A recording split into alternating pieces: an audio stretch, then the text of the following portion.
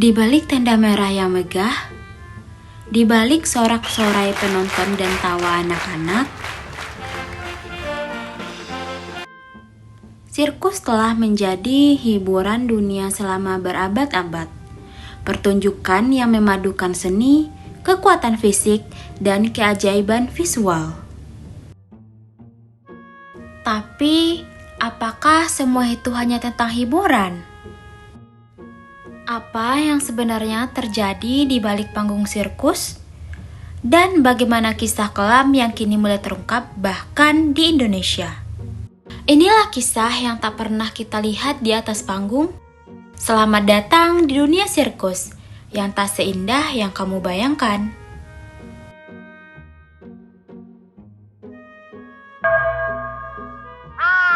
Kata sirkus berasal dari bahasa Latin Circus. yang memiliki arti lingkaran. Pada zaman Romawi kuno, sirkus adalah tempat pertunjukan gladiator, balap kereta kuda, dan hiburan rakyat yang disaksikan oleh ribuan orang. Seperti Sirkus Maximus di Roma, bisa menampung 250.000 penonton, bukan sirkus seperti sekarang, tapi itulah awalnya.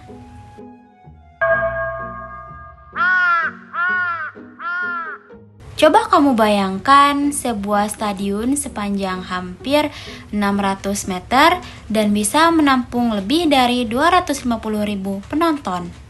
Itulah Sirkus Maximus, arena hiburan terbesar di Roma kuno. Bahkan jauh sebelum konsep sirkus modern lahir.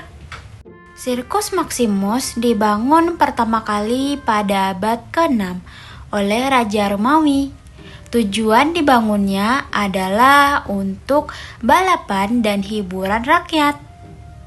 Diadakan juga pertunjukan gladiator, eksibisi binatang buas, festival keagamaan, bahkan parade kemenangan militer.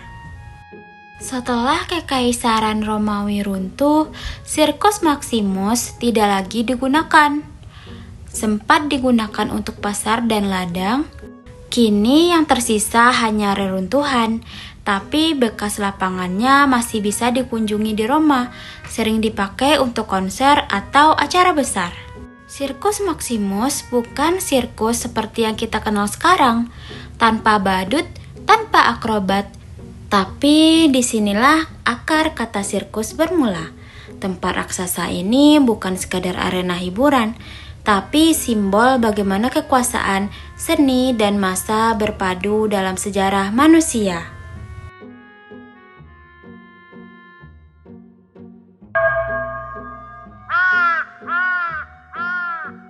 Seni sirkus seperti akrobat, sulap, dan berjalan di tali berasal dari Tiongkok dan India ribuan tahun lalu.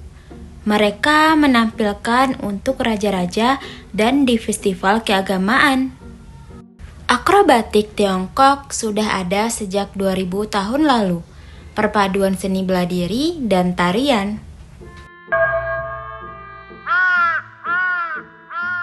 Sirkus modern seperti yang kita kenal sekarang lahir di Inggris pada tahun 1768. Seorang mantan tentara berkuda bernama Philip Astley mendirikan arena pertunjukan berbentuk lingkaran dan menampilkan trik berkuda, badut, dan akrobat.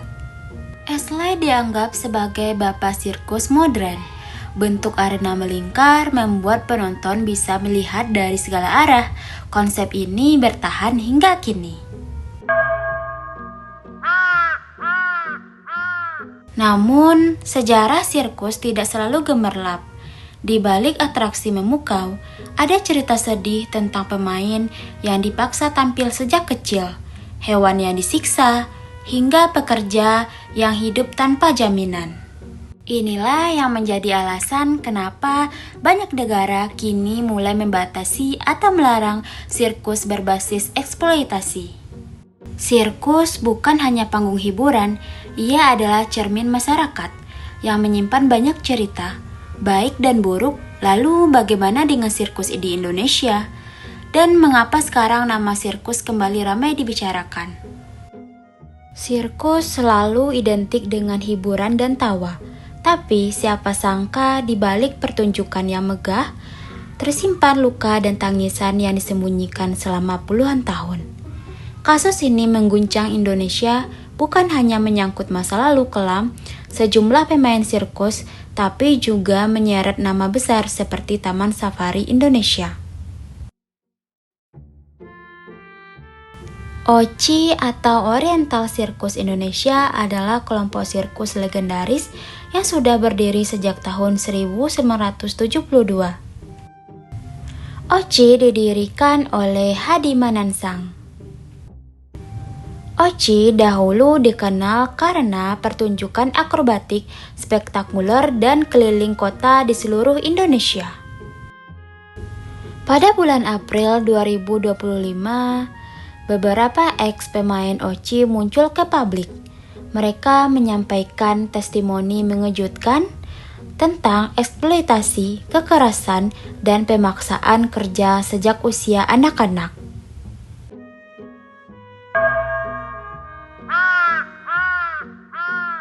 Sebelumnya kita akan membahas terlebih dahulu sejarah terbentuknya OCI atau Oriental Circus Indonesia. Sebelum nama Oriental Circus Indonesia dikenal luas, bahkan sebelum sirkus keliling jadi bagian dari hiburan rakyat Indonesia, ada seorang pria yang memiliki mimpi besar. Mimpi untuk membawa pertunjukan kelas dunia ke tanah air, namanya Hadi Manansang. Hadi Manansang adalah pendiri Oriental Circus Indonesia.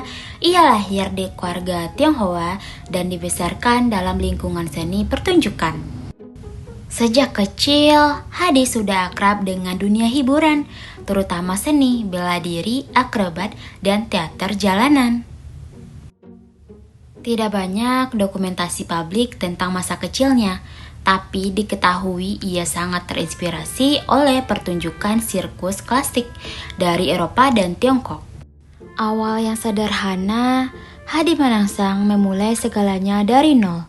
Di tahun 1960-an, ia mengamen keliling Indonesia bersama ketiga anaknya, yang bernama Jensen, Franz, dan Tony. Dengan pertunjukan sirkus yang kecil-kecilan, mereka tampil dari kota ke kota, kadang hanya bermodal properti seadanya. Mereka tidak sekedar bermain musik, tetapi menyuguhkan atraksi akrobat, sulap, dan hiburan jalanan yang unik, semua demi bertahan hidup. Pada tahun 1972, setelah bertahun-tahun hidup nomaden dan tampil di pinggir jalan, Hadi akhirnya mendirikan Oriental Circus Indonesia atau OCI. Sirkus keliling dengan konsep panggung dan tenda ala Eropa. Anaknya tetap terlibat penuh baik di atas panggung maupun di balik layar.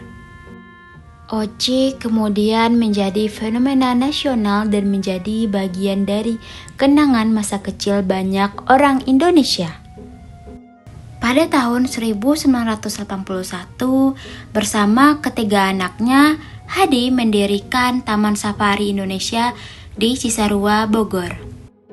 Berangkat dari pengalaman melatih dan merawat hewan sirkus, mereka menciptakan taman konservasi yang jadi pionir di Indonesia. Hingga kini, Jensen, Franz, dan Tony melanjutkan warisan sang ayah, mengelola bisnis konservasi dan hiburan keluarga tersebut. Perjalanan hidup ini diabadikan dalam buku yang berjudul 3 Macan Safari, yang menggambarkan perjuangan keluarga Manansang membangun bisnis dari jalanan hingga dikenal secara nasional dan internasional.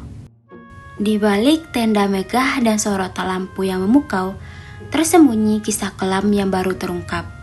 Oriental Circus Indonesia, sirkus legendaris yang telah menghibur jutaan penonton, kini dihadapkan pada tuduhan serius, eksploitasi, kekerasan, dan pelanggaran hak asasi manusia. Sejumlah pemain sirkus, mayoritas perempuan, mengungkapkan pengalaman pahit selama bertahun-tahun bekerja di OCI. Mereka mengaku mengalami kekerasan fisik seperti dipukul dengan rotan, disetrum, dirantai, dan dipisahkan dari anak-anak mereka. Beberapa di antaranya dipaksa berlatih sejak usia balita tanpa persetujuan orang tua. Para korban melalui kuasa hukum mereka mengajukan somasi kepada keluarga Manansang dan Taman Safari Indonesia, menuntut kompensasi sebesar 3,5 miliar. Mereka juga mendesak pemerintah untuk membentuk tim pencari fakta guna mengusut tuntas dugaan pelanggaran HAM yang terjadi. Pihak OCI membantah tuduhan tersebut dan menghadirkan 2 saksi yang menyatakan tidak pernah menyaksikan kekerasan selama bekerja di OCI. Taman Safari Indonesia juga mengatakan tidak memiliki hubungan bisnis dengan para mantan pemain sirkus tersebut. Kasus ini memicu kemarahan publik dengan seruan untuk memboikot Taman Safari Indonesia sebagai bentuk sanksi sosial. Komisi 3 DPR RI memanggil pihak OCI dan Taman Safari untuk memberikan klarifikasi, serta merekomendasikan penyelesaian secara kekeluargaan dalam waktu 7 hari. Ahli psikologi forensik menekankan pentingnya mendengarkan suara korban dan memastikan keadilan ditegakkan. Kasus ini menjadi cerminan perlunya pengawasan ketat terhadap industri hiburan yang melibatkan anak-anak dan hewan. Melalui kisah ini mengingatkan kita bahwa di balik gemerlap panggung ada individu yang mungkin menderita dalam diam. Mari kita dukung upaya penegakan keadilan dan pastikan tidak ada lagi eksploitasi yang terjadi di industri hiburan.